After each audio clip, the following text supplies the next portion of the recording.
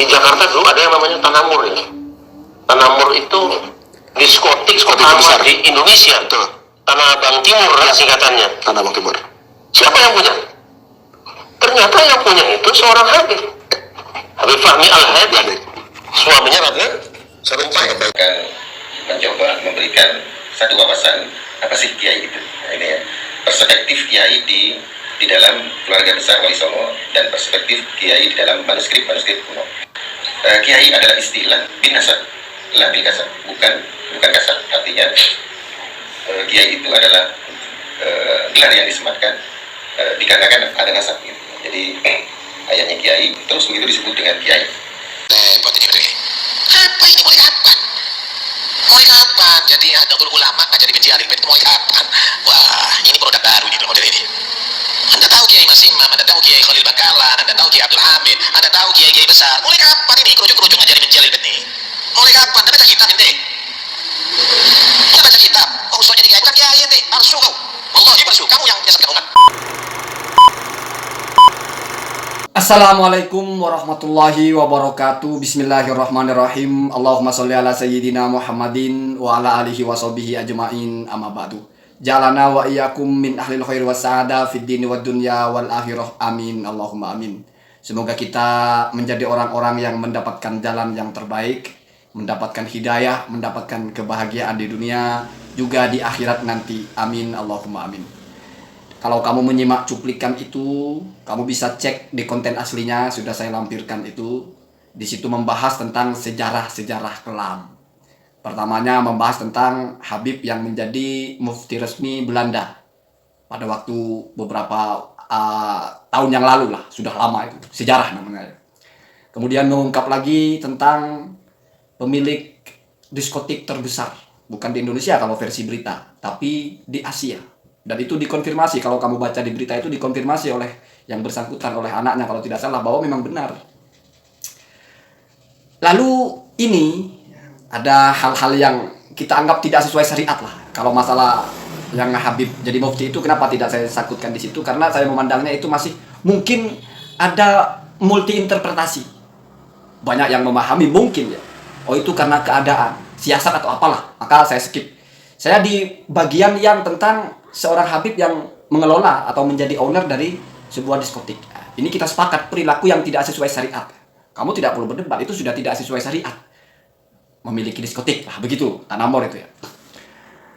Lalu ini diposisikan sebagai alasan untuk memunculkan keraguan, benar nggak mereka itu dzurriyyah Rasulullah. Nah, kalau ini dikaitkan dengan banyak narasi netizen itu, kenapa muncul Kiai Imaduddin mempertanyakan nasab? Karena banyak yang tidak mencerminkan dari perilaku datuknya. Nah, kira-kira kan begitu ya, biar kamu paham alurnya. Saya kalau bikin konten pakai video ini, karena saya mau berbicara hal-hal yang tidak terlalu mendetail di kitabnya, tetapi kerangka dari pemikirannya. Nanti saya bawakan sedikit banyak kitabnya. Lalu apa benar? Nah, ini pertanyaannya. Kita mempertanyakan seseorang itu keabsahan nasabnya karena kita melihat perilakunya. Nah, ini. Kalau kita tarik ke dalam disiplin keilmuan, saya bawakan yang pertama itu dari Kiai Hanan kalau tidak salah, Kiai Haji Hanan. Ya beliau itu ya syarif. Kenapa? Karena keturunan Wali Songo, punya manuskrip. Kalau Wali Songo adalah keturunan Rasul, beliau keturunan Rasul. Tidak perlu berdebat. Nah, dalam manuskrip Wali Songo itu, kiai itu adalah syarafun kasbiyun. Syarafun ghairul kasbi. Itu adalah kemuliaan atau lakop atau panggilan yang bukan karena kasab, bukan karena upaya, tetapi bin nasab, yaitu karena turunan. Jadi kamu harus paham, seseorang itu disebut kiai, ya kalau masih kecil Gus atau Lora atau apa, tua disebut kiai, itu bukan karena prestasi dia, entah karena prestasi dalam amaliyahnya menjadi orang yang soleh, atau prestasi dalam keilmuannya dia menjadi ulama, bukan karena itu. Tapi ya karena dia itu bawaan atau basic, karena bapaknya ya kiai, karena punya nasab sambung ke Wali Songo. Jadi turunan Wali Songo itu disebutnya kalau di Jawa Timur atau di Madura atau di mana itu ya, rata-rata walaupun tidak semua itu biasanya dikenalnya kiai. Kalau kita sudah tahu begitu, maka berarti nggak ada urusan mau bejat mau apa, tidak berkaitan dengan nasab. Dan itu dikonfirmasi oleh Al-Quran. Misalnya anaknya Nabi Nuh, itu kan nasabnya bersambung secara nasab, tapi kan berbeda perilakunya. Kalau mau yang lebih up to date mungkin Ikrimah, anaknya Abu Jahal. mutafak ya, mujma bahwasanya Abu Jahal itu min ahlin nar ya, sudah sesat lah. Tapi anaknya Ikrimah. Kebalikannya gitu. Artinya, apakah lalu Ikrimah ini bukan bernasab ke Abu Jahal? Ya bernasab tetap. Darah. Kan begitu ya. Begitu. Maka tidak relevan kita mempertanyakan keabsahan nasab seseorang dari perilakunya. Kalau kamu tidak percaya, saya sudah pernah bahas di konten saya itu. Masbuku Dhahab kalau tidak salah. Bahwasanya asyaraf itu ada dua. Asyaraf bukan syarif ya. Kemuliaan itu ada dua. Ada asyaraf adzati bahasanya. Atau ghiril kasbi. Kemuliaan yang bawaan. Yaitu nasab. Nah, itu ya. Quraisy. Itu sudah memang lebih mulia. Ya. Kamu tidak percaya. Kamu percaya ya sudah. Qadimu Quraisyan. Suku. Ya. Kemuliaan dari dasar suku. Ya kamu mau berdebat soal itu silakan. Tetapi ada konsepnya itu. Kemudian darah nasab yang bersambung ke Rasulullah berbeda dengan yang tidak bersambung. Kamu masih mau berdebat soal itu silakan. Setidaknya ada konsep itu bahwa ada syaraf bin nasab. Itu syaraf dati. Lalu ada syaraf bil kasbi. Kemuliaan karena upaya. Yaitu al-ilmu wa taqwa. Keilmuan dan ketakwaan. Maka orang-orang soleh. Dia mulia karena kesolehannya. Tidak berkaitan dengan nasabnya. Ulama dia mulia karena keilmuannya. Tidak berkaitan dengan nasabnya. Ya kalau plus-plus ya luar biasa. Intinya itu jangan mempertanyakan nasab seseorang. Artinya mempertanyakan kamu mengisyalkan nasab seseorang karena perilakunya tidak sama dengan leluhurnya. Tetapi kalau sudah ternyata kadung mempertanyakan nasab, ya berarti kajiannya kan sudah lain. Artinya oke, berangkatnya dari situ. Tetapi lalu sudah mulai mengkaji nasabnya. Kajiannya bukan lagi bawa perilakunya, tapi keabsahan nasab. Nah, itu sudah kajiannya lain. Sudah kamu mau mengkaji secara manuskrip dan sebagainya. Terus sebagai penguat dari apa yang saya sampaikan bahwa perilaku itu tidak berkaitan dengan nasab, Ibnu Hajar itu dalam fatwanya, Al-Fatawa Al-Hadisiyah, Ibnu Hajar Al-Haythami, ulama abad ke-10, lahir dan wafat di tahun 900-an ya, sebelum tahun 1000 Hijriah. Ibnu Hajar ini muridnya Zakaria Yahya Al-Ansori.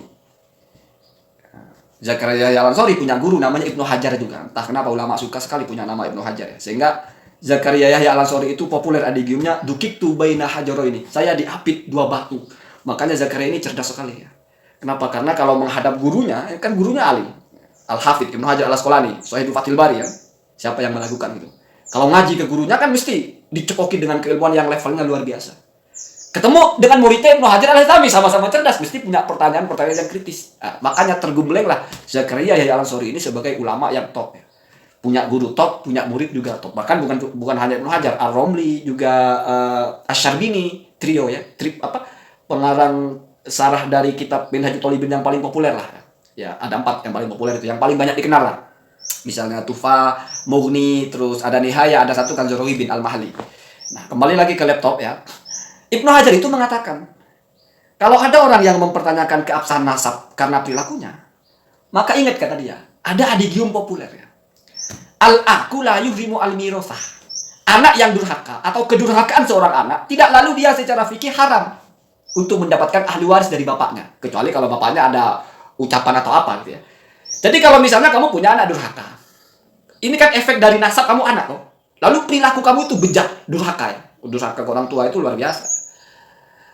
Maka kalau seandainya nasab ditentukan oleh perilaku, berarti otomatis kamu sudah terlepas dari nasab kamu, berarti sudah tidak punya hak waris. Ternyata enggak. La yuhrimu al-miras. Kedurhakaan tidak lalu menjadikan kamu haram untuk mendapatkan ahli waris. Artinya kamu tetap berhak dapat ahli waris. Berarti kamu tetap dihitung bernasab, tetap muntasib. Itu ya, itu. Yang bisa merusak itu adalah kalau melenceng atau berpindah agama. Kamu anak ya, bapak kamu misalnya pindah agamanya, atau kamu pindah agamanya, maka putus hukum waris, putus hukum perwalian. Walaupun secara darah masih ada. Tapi kalau masih perilaku selama tidak kepada, sudah beda agamanya, itu masih secara syariat nasabnya masih dihitung. Nah, kalau sudah tahu begitu, kenapa? Ada apa kita mempertanyakan nasab seseorang karena perilakunya? Ingat-ingat prinsipnya, al-aku la yuhrimu al-miras. Bahkan lebih tajam lagi, karena ini sedang bicara tentang, misalnya ada pertanyaan, hal yazni wa hal yaqtul asy-syarif, apakah seseorang yang sudah keturunan Rasul itu mungkin berzina, mungkin membunuh, mungkin yashil al-khamr? Ya kata Ibnu Hajar, la yalzimu minasyaraf adamul fiski. Kamu punya nasab sebagai seorang syarif, tidak lalu otomatis kamu tidak mungkin melakukan kefasikan. Hanya kalau masalah kafir, mungkinkah seorang syarif itu kafir? Ibnu Hajar itu masih bahasanya tidak terlalu ngegas, tapi hampir ya. Akadu an ajzim. Hampir saya pastikan bahwasanya tidak mungkin. Al-kufrul hakiki yaqa'u fi man lahu nasabun syarifun. Begitu kira-kira ya. Kafir yang hakiki itu kafir akidah ya. Kalau kufur nikmatnya kan kafir juga bahasanya ya. Biar kamu nggak terlalu heboh dengan bahasa kafir. Kafir itu kan menolak kebaikan, kufur nikmat ya ada kan. Tidak mensyukuri nikmat ya kafir nikmat namanya. Tapi bukan kafir hakiki. Kafir hakiki itu fil akidah. Itu tidak bisa terjadi kepada orang yang benar-benar syarif. Tetapi Ibnu Hajar tidak memastikan itu. Akadu, hampir ya. Hampir saya memastikan. Jadi kalau sudah begitu maka kita harus mulai memahami bahwa masalah nasab kajiannya adalah siapa bapaknya, siapa kakeknya, siapa neneknya. Bukan bagaimana perilakunya. Nah, itu intinya. Dan satu lagi opini saya pribadi. Sebetulnya misalnya ini mau diperdebatkan tentang nasab Habib itu. Yang berdebat jangan Habib, jangan juga Kiai.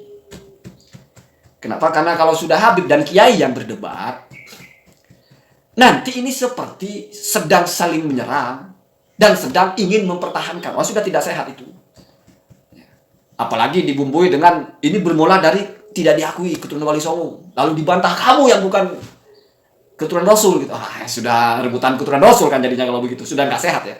Apalagi kalau mulai disampaikan ke publik bahwa Wali Songo itu ya Habib, keturunan Wali Songo ya Habib juga, atau bahasanya Syarif ya. Tes DNA bahkan mereka lebih berani, kamu tidak berani. Wah ini kan adu namanya, sudah berantem. Maka kalau kita tidak ingin chaos ya, tidak ingin ada perpecahan, jangan mereka yang berdebat. Ya kita saja yang berdebat. Sebagai apa? Kalau anekdotnya itu bukan anekdot ya. Kalau bahasa yang mudah dipahami, ya kita sajalah. Saya, kalian, yang orang-orang sudra saja yang berdebat ya. Tapi yang mumpuni. Biarlah mereka itu berahma ada konflik, jangan mereka yang berantem. Yang berdebat tuh sudra-sudra saja. Kita yang ya tidak jelas nasabnya kemana, yang penting anak bapaknya, anak kakeknya, tidak mungkin anak tetangga. Ya maksudnya biar ini tidak menjadi hal yang begitu tegang. Karena kalau dari pihak Habib keluar narasi-narasi palsu, kamu kalau Kiai kok nggak mencintai Nabi, palsu kamu, Kiai palsu. Oh Kiai kok dilihat dari perilakunya, Kiai itu keturunan Pak, bukan perilaku. Mau kamu jadi apa, kayak jadi tukang narkoba ya. Habib ada yang ketangkap narkoba itu, kalau kamu simak kontennya itu ada begitu ya. Ya biasa aja. Artinya menganulir nasabnya bukan karena perilakunya, tapi dipertanyakan nasabnya kan begitu. Tetapi ya itu, semoga kalaupun terpaksa harus ada perdebatan yang santun, yang sehat. Jangan terbawa oleh netizen, jangan terbawa oleh orang-orang ketiga atau orang-orang keempat atau orang-orang keberapa yang memang ingin ada chaos gitu. Ingin tokoh-tokoh publik itu tidak kompak, ya. Wah itu tidak baik ya. Dan satu lagi, mungkin kontainer-kontainer seperti saya itu ada mudaratnya, mesti ada. Manfaatnya yang mungkin ada. Tetapi kan ana insanun wa anta kadzalik. Kita kan manusia. Wa kullu insanin mas'ulun. Bukan pilihan kita bertanggung jawab, tapi kewajiban. Ya kalau sudah sama-sama paham, ya silahkan kamu melakukan apapun. Saya buat konten terserah saya, kamu komen terserah kamu. Misalnya ada masalah dari komen kamu gara-gara saya mesti bertanggung jawab. Ada hisapnya. Tidak perlu terlalu kita ikut, terlalu memberatkan orang lain. Silahkan, bebas. Selama tidak lupa diri. Kalau bahasa sederhananya itu, illam tastahi fasnama sita. Kalau kamu tidak malu, ya kerjakan apapun. Kalau kita tarik, selama kamu tidak lupa bahwa semua ada konsekuensinya, ya sudah. Kerjakan. Kalau ada tukang adu domba, lalu ada orang yang terbawa oleh adu dombanya, nanti akan difikskan. Kamu melakukan kesalahan, sumbernya dari siapa? Tidak bisa ngelek, wah saya nggak maksud, nggak saya maksudnya, nggak begitu lagi. Nanti kalau hisab di akhirat itu nggak soal, bukan itu maksudnya, sudah bukan begitu ya, sudah bukan begitu. Di dunia kita bisa berdebat bukan begitu maksudnya, nanti nggak begitu ya, nggak begitu. Nah, itu pertaruhan masing-masing lah. Nahnu ala hakim au ala khilafi. Ma sadara minni ala hakim au ala khilafi. Ma sadara minni adurru am anfa. Apa yang keluar dari kita itu bermanfaat atau tidak, ya nanti kita tahu ya. Allahumma hadina ahda sabil. Semoga hal-hal seperti ini tidak mengganggu kehidupan kita. Aktivitas tetap lancar ya. Yang YouTube, ya bikin konten YouTube. Yang kerja ya kerja. Ya anggap ini sebagai dinamika mengasah otak. Saya maunya sebetulnya seperti itu.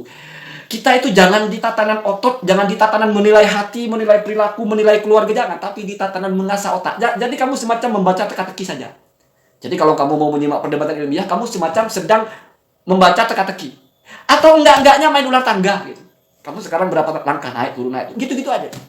Nggak usah membawa perasaan ya, nggak usah baper. Kalau kamu merasa dijajah atau apalah, Saya tidak pernah terlalu berani berkomentar tentang seseorang kalau sudah bicara masalah hatinya. Perilakunya apa, ini orang munafik lah, bohong, enggak. Karena itu menurut saya sudah keluar dari tatanan ilmu. Karena kalau secara ilmu itu kita bicara yang bisa diukur, kan begitu.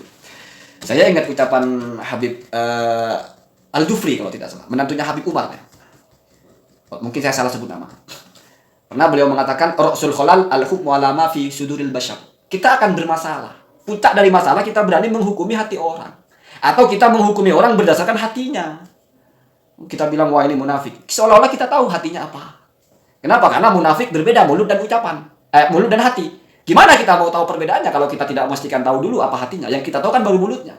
Dan itu juga pernah terjadi dulu ketika seorang sahabat ya. Ini kan cerita populer ya, tidak perlu kita bacakan kitabnya. Semua orang sudah sering paham ya. Usama kalau tidak salah menebas musuh ketika sudah bersyahadat. Nabi itu nggak terima. Kenapa masih dibunuh? Kan sudah bersyahadat. Terus kata Usama itu, maqalahu illa muta'awidan ya Rasul, kalau tidak salah begitu ya, lala maqala. Itu orang mengatakan syahadat itu hanya karena berlindung ya Rasul, enggak asli. Pertanyaan Rasul menohok sekali. Asyafaqta, kalau tidak salah mungkin saya lupa ya. Apakah bukan syafaqta ya? Asyfaqta. Sadrohu kalau tidak salah begitu ya, mungkin saya salah ya. Apakah kamu sudah membelah hatinya? Diulang-ulang itu. Ya. Terus masih dijawab ya. Ini versi yang berbeda ya. Walaupun saya belah ya Rasul, saya kan tidak akan tahu juga isi hatinya. Nah, yang kamu belah orang, kamu mati ya, ada orang kamu mau tahu isi hatinya terus kamu belah, memang bisa tahu? Kan nggak mungkin juga tahu, paling mati ya, yang ada bukan tahu isinya malah mati ya. Kamu tahu isi hatinya, ya tahu warnanya tapi tidak tahu apa suara di situ. Maka dibalikkan oleh Rasul dengan temes yang luar biasa. Yaitu kamu tidak tahu dengan apa yang di hatinya, tapi kamu menolak apa yang kamu tahu, yaitu yang kamu dengar. Nah terus atas dasar apa kamu menghukumi? Yang kamu dengar, kamu simak, kamu tolak. Sementara basis kamu bersikap terhadap sesuatu yaitu di hati yang kamu tidak tahu. Bahkan setelah dibelah pun kamu tidak tahu. Itu kan masalah. Artinya, baru lahirlah itu apa? Kaidah itu, umirna an nahkum bid-dhawahir. Kita menghukumi orang itu ya dari yang nampak saja. Ya itu karena jalurnya. Jangankan tidak kamu belah pun kamu tidak akan tahu. Saya lupa, padahal indah itu bahasa Nabi itu. Kalau tidak salah, lalu bagaimana kamu ini? Tidak tahu apa yang di hatinya dan kamu tolak apa yang diucapkan. Lah terus sikap kamu itu basisnya apa? Begitu kira-kira ya. Jadi ada orang itu kalau sudah bersyahadat, mau dia hatinya munafik, nggak ada urusan. Nah, kumu bi'annahu muslimun. Mati kita kuburkan, kita sholatkan. Orang muslim, terus narasinya itu adalah narasi yang mutafak, dia murtad. Ya kita kuburkan tidak sebagaimana orang muslim. Sehingga nanti ada status, kalau kamu ngaji kitab akidah itu, mu'minun indallah, kafirun indannas, ada. Secara fikih kafir. Misalnya dia anaknya orang kafir. Tidak pernah nampak kita bersyahadat, tidak pernah ada sima, ada alamat, ada tanda dia masuk Islam. Padahal hatinya sudah bertauhid. Padahal dia mungkin diam-diam bersyahadat. Mati, ya kita nggak boleh solati. Kenapa kita hukumi kafir? Wa huwa mu'minun indallah. Bisa jadi dia mukmin. Alhamdulillah. Jadi orang-orang muslim yang mati belum tentu mereka mata ala kufrihim, belum tentu. Sebaliknya ini yang wal'iyadu billah. Mu'minun indannas wa kafirun indallah. Ada orang yang cuma berpura-pura. Mungkin hatinya sudah tidak meyakini sholat wajib. Mungkin sudah diam-diam dia masuk Kristen atau masuk agama lain. Mungkin diam-diam hatinya sudah keluar akidah dari keyakinan seorang yang seharusnya beriman. Tapi kita tidak nampak dia itu keluar dari agama. Mati ya kita kuburkan. Di kuburannya orang-orang Islam. Kita sholatkan, kita doakan Allahumma fillahu. Ya nggak ada dosa. Tidak kita dihukumi mendoakan orang kafir. Namun kita menghukumnya muslim. Makanya fikih itu begitu bicara yang dohir. Kenapa? Karena berkaitan dengan taklif. Kalau taklif sesuatu yang harus kita kerjakan berkaitan dengan yang batin terus kita tidak tahu, ya repot urusannya, kacau kita ya. Ini harus kita tahu betul-betul matinya Islam atau kafir. Mana mungkin kita bisa tahu orang matinya Islam atau kafir? Tidak bisa begitu. Nggak ada hukum selucu begitu. Ya kita lihat dari secara tanda-tandanya. Dia anaknya orang Islam. Pernah saya lihat ke masjid yang tidak pernah terlihat dia keluar dari agamanya, ya sudah Islam. Padahal bisa saja kafir hatinya. Bisa saja itu kafir indallah walaupun mu'minun indannas, ada status orang begitu. Waliyadzubillah. Kita berharap justru orang-orang yang menurut kita kafir pun semoga amana billah qabla ayyab bidaya. Semoga mereka itu sebetulnya sudah beriman sebelum Allah mencabut nyawanya. Berarti mati dalam keadaan mu'allaf ya. Berarti alhamdulillah siapapun ya, entah keluarga entah siapa. Karena kita itu ingin semua umat Nabi Muhammad itu beruntung ya. Umat Nabi Muhammad itu bukan hanya orang Islam ya. Jadi non muslim pun umat Muhammad. Namanya umat dakwah. Umat yang diajak ke agama ini. Kalau yang sudah Islam, umat ijabah. Umat yang sudah menjawab ajakan itu. Assalamualaikum warahmatullahi wabarakatuh.